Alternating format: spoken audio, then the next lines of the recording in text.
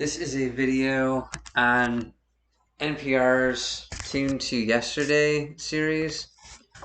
It can be found online. It's also on NPR on their radio station. So for me, it's 89.9 FM in Rochester. Um, it's a really good series. Has a bunch of different old radio shows back from 30s, 40s, 50s. I think those are most of the time periods that these videos come from. Um, so yeah, just a lot of different genres. They have westerns, sci-fi, Christmas. Let's see here. I'm gonna try to get some more of the genres actually in the screen if I can. So sorry, I'm just gonna fix the screen a bit here. So Adventure, Broadway, which I don't really listen to Broadway, but I have gone to an off-Broadway restaurant in New York City before, which I mentioned in another video. And that's harder than it looks. I don't really like the genre, but I respect the hard work that people put into it. Tune to Yesterday, Christmas has some weird stuff. Cinnamon Bear, which is really kind of creepy. You ever get a chance to listen to that? That's a weird one. Take a look at that one. Tune to Yesterday, comedy. There's some comedy stuff on there that's basically just like from old sitcoms, radio sitcoms, which are okay. They're okay to listen to once in a while. Crime's interesting too. I haven't really listened much to crime, but I may soon. Drama, I haven't listened to much drama either, but that's good too. Horror, I try to save for Halloween, but horror is good also. Tuned to Yesterday Mystery, listen to Mystery a bit also. That's also good. They're all good. I'm just going through to show you what kind of genres they offer. Again, not really into Broadway, but all the rest of them are good. Tuned to Yesterday Quiz. I listened to that a bit before too. It's basically just a quiz show where people are asked questions and they answer them to win, I think, money. And then Tuned to Yesterday, Romance. I haven't really listened to Romance. That might be good. Listen mostly to science fiction. They have a lot of really good science fiction shows on there.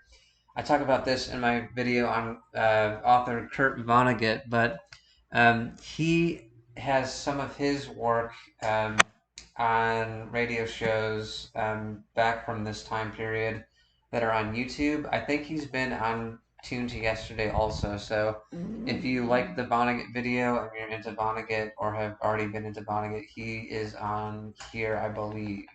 I am 95% certain. Tune to Yesterday's sitcoms. I guess that's different from comedy. I don't know what comedy. I guess comedy might be stand-up comedians. So I apologize for that. That is different. So these are the sitcoms that I've listened to also, which are good. Tune to Yesterday, True History, I've also listened to. Those are good too. They just talk about different historical figures and historical events. I need to watch, not watch, I need to listen to these a bit more, but these are also good. Tune to Yesterday, Variety. I haven't listened to these yet. I'm assuming they're variety shows, but I may listen to them someday. Tune to Yesterday, Western. These are good too. I've listened to some of these also. Those are good. I haven't seen these series down here. These might be new, relatively new, January of this year. Tune to Yesterday, Collection Curious, and then Tune to Yesterday, Door to Suspense.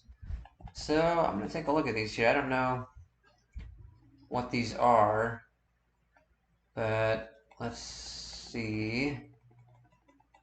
Okay, this says Collection Curious, Nightmare, The Purple Cloud, Relay Quiz Audition, WHK, and Book of Memories.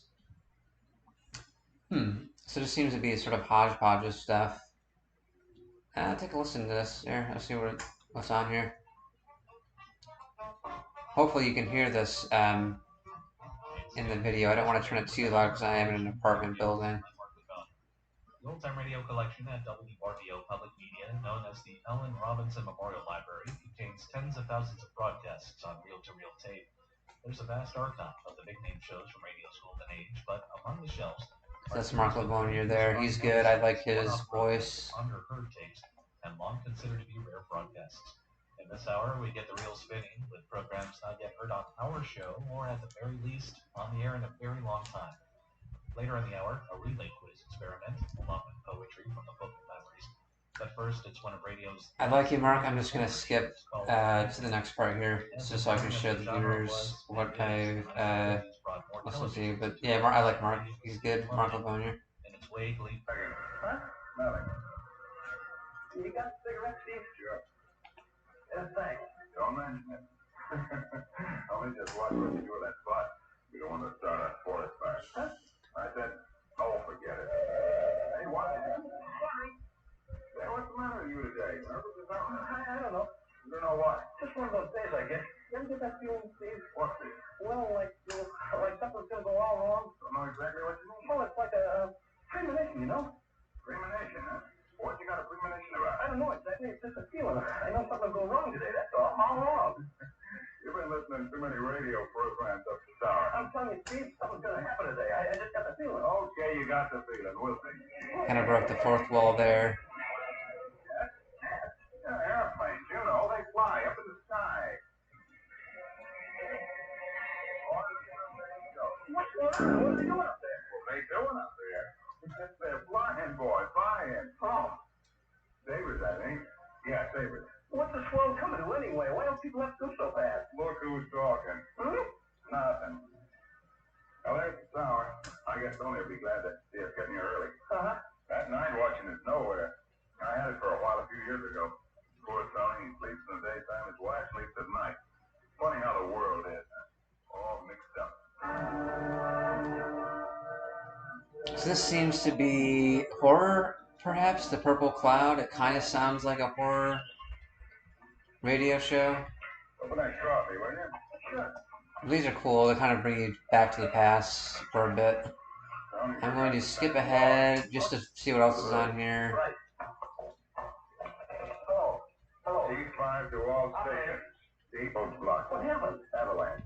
Looks like half a mountain. Where are you, Ward? No, don't look at me that way. Don't look at me. A counselor bathroom scale. Okay, this must be the relay quiz audition. 6 pairs of hole-proof nylon hookers. A pair of flying scout ball bearing roller Or a commercial. A set of Martech guest towels. Now, before we start the chain of calls in this morning's relay quiz, Okay, let's add another gift to our jackpot. This time, we're going to add a $32 Ducon Cow tricycle, making almost $300 worth of merchandise. Remember, each day starts a new chain of relay quiz telephone calls. Now, as we start our chain of calls, remember we're looking for the answer to this question. Who wrote the words to the Stein song? Who wrote the words to the Stein song? Off we go now to our first telephone call. Remember, each day starts a new chain. Don't break the chain if your call this morning. Whatever you do, have a name and telephone number ready to relay to me. There goes ring number 1 now on call number 1.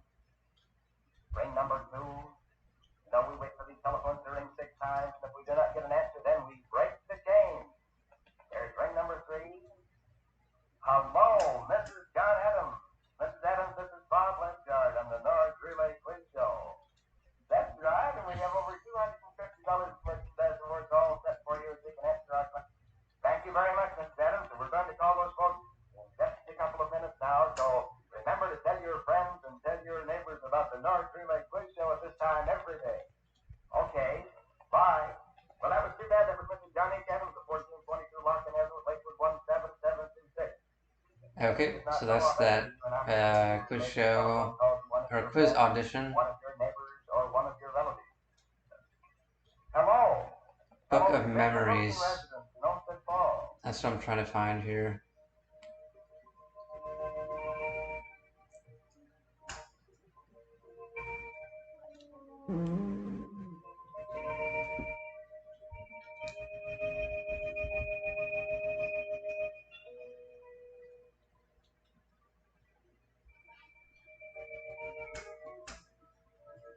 This might be Book of Memories, number 19. I don't know. I'm guessing that is. That's kind of a cool, eerie sound. Not eerie, but and melancholy. A woman's question. Do you know you have asked for the costliest thing ever made by the hand above? A woman's heart and a woman's life. Okay, so I'm going to go back to the other one here, because remember there's Do you know two that of you've asked those for at the the bottom. thing that a child might ask for a Actually, toy, it's still playing there. demanding what others have died to win? Door with to the reckless suspense. So dash of suspense hope? here. You have written my lessons of beauty. Okay, so featuring Jack Carson, who I've heard of. Jack Carson Show. Until I CBS, and then Suspense, Easy You require Money. a cook for your mutton.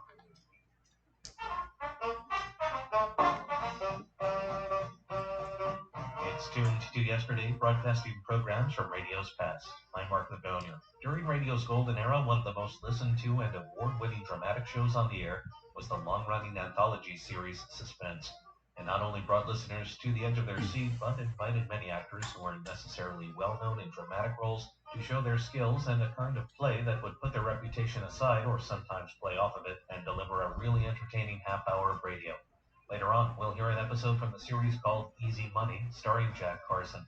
Carson's years as a comedian and performer in vaudeville in the 1930s honed one of radio and film's brightest personalities of the 40s. And like much that burns hot in Hollywood, his career ended quickly at his unexpected passing at 52. But not before he was likened to being on a movie team that compared him and Dennis Morgan to the Warner Brothers Studios' answer to Bob Hope and Bing Crosby, with Carson's singing ability often being worked into scripts and movies and on the air, paired with his light comedy talent that made an audience easy to warm up to. He made his radio debut on Bing Crosby's program in 1938 with his vaudeville partner Dave Willock, who would actually join him on his own program, The Jack Carson Show, as of 1943.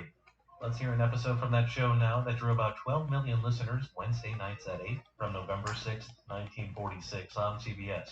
From Hollywood, The Campbell Soup Show, starring Jack Carson. This is from 1946. Yes, listen to Jack Carson, Freddie Martin and his orchestra, Arthur Treacher, Jack's nephew Tugwell, played by Dave Willock, little 8-year-old Norma Jean Nilsson, Irene Rockwell. We'll talk about it later.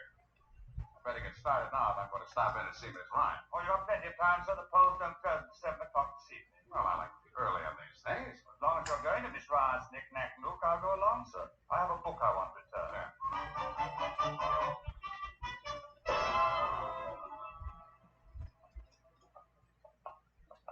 You know, Tracy, we've certainly got nice weather for the election, haven't we? This ought to get the people down at the polls to vote for me. Yes, sir. By the way, I meant to ask you, did Governor Warren endorse you? Endorse me? No, and I can't understand it. He knows me very well, yet he didn't say a word about me. Nice of the old boy to keep his mouth shut, wasn't it? Listen, after the votes are counted tonight, you'll be singing a different tune. Miss Ryan has 4 women's clubs behind her. And speaking of Miss Ryan, I was just thinking the other day, well, that you and she could have a lot in common. What I mean is... So, Door to Suspense. It doesn't sound very suspenseful right now, but I'll give it some time.